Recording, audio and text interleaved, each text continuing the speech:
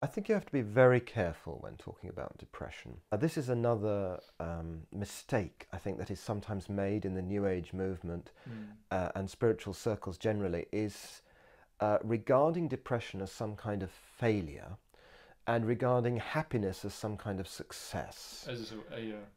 You know, and then measuring someone's spiritual accomplishment by their level of happiness. And sometimes spiritual people kind of bending over backwards to try and show you how happy they are. Yeah.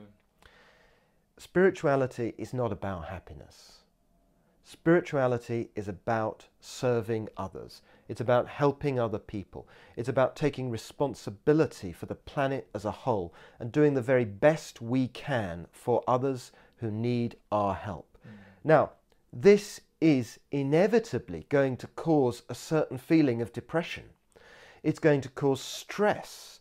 It's going to cause all kinds of suffering in anyone who is serving. If you don't suffer at all in your life, you are not serving. It's as simple as that. So, obviously, all things being equal, it's better to be happy. You know, it has a nice vibe, it makes other people feel good. It's a good thing. Happiness is a good thing, but it should not be your main goal. In fact, I'm not sure it should be a goal at all. It should be more a side effect of doing good. And I think one of the biggest causes of depression on this planet is people's obsession with happiness. And particularly today, through the media, we're presented with certain so-called ideals of beauty, wealth, ease, fame, power, very readily. It's more accessible to us than ever before in our known history. And there's a temptation to compare yourself to others. Oh, I'm not as good looking as so-and-so. I'm not as fit as so-and-so. My relationship isn't as good as it should be. It isn't as good as I'm being told it should be by advertising and the TV, etc. These things are very damaging. If we can detach from that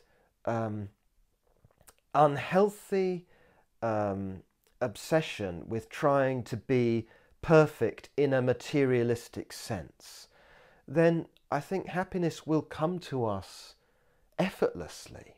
Not all the time, because you can't be happy all the time. That's not what the human mind is. And I think that's another problem. We expect to be happy all the time. And if you're not happy, then there's something wrong with you. Or there's something fundamentally wrong with your life. Nonsense. Happiness and unhappiness are natural peaks and troughs in life. We learn different things from the happiness and from the unhappiness. These are the things that make us who we are. So, I'm not saying that we should celebrate depression as a virtue, but I'm saying that we shouldn't judge someone's spirituality by how happy they are. You could be happy or unhappy and still be spiritual.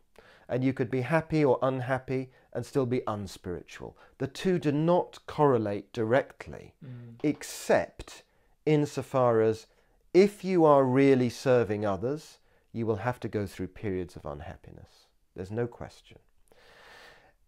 Conversely, if you are really serving others, then ultimately you will find a state of being that makes ordinary worldly happiness seem silly in its smallness. The happiness that you get from money or even relationships cannot compare to the happiness that you will eventually feel through doing the right thing, through making your life first and foremost about helping others to realize their divinity.